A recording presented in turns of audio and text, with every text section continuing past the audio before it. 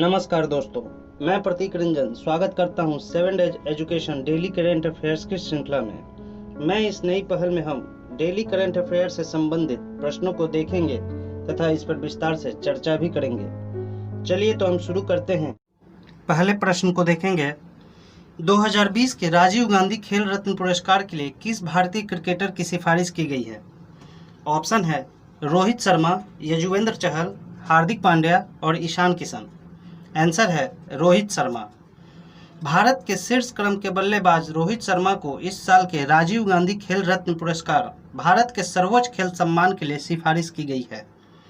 यदि उन्हें इस पुरस्कार से सम्मानित किया जाता है तो रोहित शर्मा सचिन तेंदुलकर, MS धोनी और विराट कोहली के बाद चौथे क्रिकेटर होंगे जिन्हें पुरस्कार से सम्मानित किया जाएगा। इस पुरस्कार के लिए विनेश फोगाट कुश्ती, Manika Batra table tennis, Rani Rampal hockey और M थंगावेलु पैरालंपिक्स की भी सिफारिश की गई है। अगला प्रश्न, हाल ही में सुर्खियों में रहा स्टारलाइट कॉपर किस राज्य से संबंधित है? ऑप्शन है केरल, कर्नाटक, तमिलनाडु और गुजरात। आंसर है तमिलनाडु। मद्रास उच्च न्यायालय ने तमिलनाडु के तूतीकोरिन में स्टारलाइट कॉपर स्मेल्टिंग प्लांट को फिर से खोलने से इनकार कर दिया है। वेदांता लिमिटेड की एक इकाई स्टारलाइट कॉपर भारत की तांबे की मांग को लगभग 40% तूतीकोरिन के स्मेल्टिंग प्लांट से प्राप्त करती है। उच्च न्यायालय के आदेश ने वेदांता द्वारा संयंत्र को फिर से खोलने के लिए दायर सभी 10 याचिकाओं को खारिज कर दिया है। न्यायालय ने तमिलनाडु सरकार और तमिलनाडु प्रदूषण नियंत्रण बोर्ड द्वारा संयंत्र को बंद करने के लिए जारी किए गए आदेशों को बरकरार रखा है। अगला प्रश्न, किस अंतर्राष्ट्रीय वित्तीय संगठन ने दिल्ली मेरठ क्षेत्रीय रैपिड ट्रांजिट सिस्टम के लिए $1 बिलियन का ऋण स्वीकृत किया है? ऑप्शन है एशियाई विकास बैंक, विश्व बैंक, अंतर्राष्ट्रीय मुद्रा कोष और विश्व व्यापार संगठन। आंसर है एशियाई विकास बैंक। 18 अगस्त 2020 को एशियाई विकास बैंक ने Delhi Meerut regional rapid transit system के निर्माण का समर्थन करने के लिए $1 बिलियन ऋण को मंजूरी दी। इस प्रणाली का उद्देश्य दिल्ली और मेरठ को जोड़ने वाले पारगमन विकल्पों की स्थापना करके क्षेत्रीय कनेक्टिविटी को बेहतर बनाने में मदद करना है। यह प्रणाली NCR क्षेत्रीय योजना 2020 से 21 के एकीकृत परिवहन नेटवर्क में 3 प्राथमिकता वाले रेल गलियारों में से पहली है।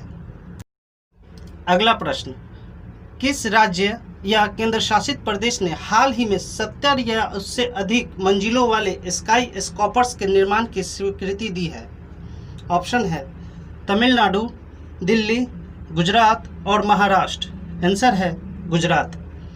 गुजरात के मुख्यमंत्री विजय रूपानी ने अहमदाबाद, वडोदरा, सूरत, राजकोट और गांधीनगर जैसे राज्य के 5 प्रमुख शहरों में स्काई स्क्रैपर्स और 70 मंजिल या उससे अधिक ऊंची इमारतों के निर्माण की स्वीकृति दी है। भवनों के निर्माण को नियंत्रित करने वाला वर्तमान नियम केवल 23 मंजिल तक के निर्माण की अनुमति देता है। इस तरह की परियोजनाओं को स्वीकृति देने के लिए एक विशेष तकनीकी समिति का गठन किया जाएगा। अगला प्रश्न, किस कंपनी ने इंडियन प्रीमियर लीग IPL 2020 की टाइटल स्पॉन्सरशिप हासिल की है? ऑप्शन है MLM, ड्रीम 11, वीवो और पेटीएम। आंसर है ड्रीम 11। ड्रीम 11 ने इंडियन प्रीमियर लीग IPL 2020 की टाइटल स्पॉन्सरशिप हासिल की है। यह प्रायोजन अधिकार ड्रीम 11 को 220 करोड़ रुपए में प्रदान किए हैं।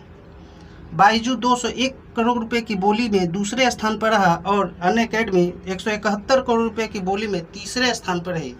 2020 का IPL संस्करण इस प्रतियोगिता का 13वां संस्करण है और संयुक्त अरब अमीरात में आयोजित किया जाएगा। अगला प्रश्न, हाल ही में कौन सा संगठन निगरानी के लिए निंजा मानव रहित हवाई वाहन UAV तैनात कर रहा है? ऑप्शन है Indian air force, Indian navy, railway सुरक्षा बल और भारतीय रिजर्व बैंक। आंसर है रेलवे सुरक्षा बल। भारतीय रेलवे ने घोषणा की है कि उसने निगरानी कार्यों के लिए निंजा मानव रहित हवाई वाहन UAV की खरीद की है। रेलवे सुरक्षा बल निगरानी को बेहतर बनाने और रेलवे की संपत्ति और यात्रियों को सुरक्षा प्रदान करने के लिए निंजा UAV की तैनाती कर रहा है। RPF ने हाल ही में 30 लाख रुपए के 9 ड्रोन खरीदे हैं।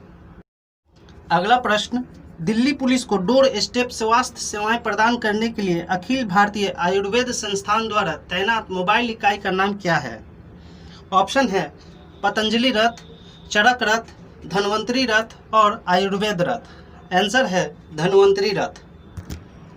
All India institute of Ayurveda AIIA ने दिल्ली पुलिस को डोर स्टेप आयुर्वेदिक निवारक स्वास्थ्य सेवाएं प्रदान करने के लिए दिल्ली पुलिस के साथ एक समझौता ज्ञापन पर हस्ताक्षर किए हैं। आयुष मंत्रालय द्वारा समर्थित इस सेवा को धन्वंतरी रथ नामक AIIA की मोबाइल इकाई द्वारा प्रदान किया जाएगा। यह पुलिस वेलनेस सेंटरों में भी उपलब्ध होगा। यह कोविड-19 महामारी के दौरान दिल्ली पुलिस कर्मियों के स्वास्थ्य बनाए रखने के लिए AIIA और दिल्ली पुलिस के संयुक्त उपक्रम आयु रक्षा का एक हिस्सा है। अगला प्रश्न, NRA का विस्तार क्या है, जिसे सामान्य प्रवेश परीक्षा आयोजित करने के लिए मंत्रिमंडल द्वारा अनुमोदित किया गया है? ऑप्शन है राष्ट्रीय भर्ती एजेंसी, नेशनल रिक्वायरमेंट एजेंसी, राष्ट्रीय भर्ती अथॉरिटी, नेशनल रिक्वायरमेंट अथॉरिटी, राष्ट्रीय भर्ती एजेंट, नेशनल रिक्वायरमेंट एजेंट और उपरोक्त में से कोई नहीं। आंसर है राष्ट्रीय भर्ती एजेंसी, नेशनल रिक्वायरमेंट एजेंसी। 19 अगस्त 2020 को केंद्रीय मंत्रिमंडल ने राष्ट्रीय भर्ती एजेंसी की स्थापना को मंजूरी दी। यह एजेंसी सार्वजनिक क्षेत्र के बैंकों और सरकारी नौकरियों के लिए सामान्य पात्रता परीक्षा आयोजित होगी। सार्वजनिक क्षेत्र के बैंकों और केंद्र सरकार के गैर राजपत्रित पदों के लिए सामान्य पात्रता परीक्षा आयोजित की जाएगी।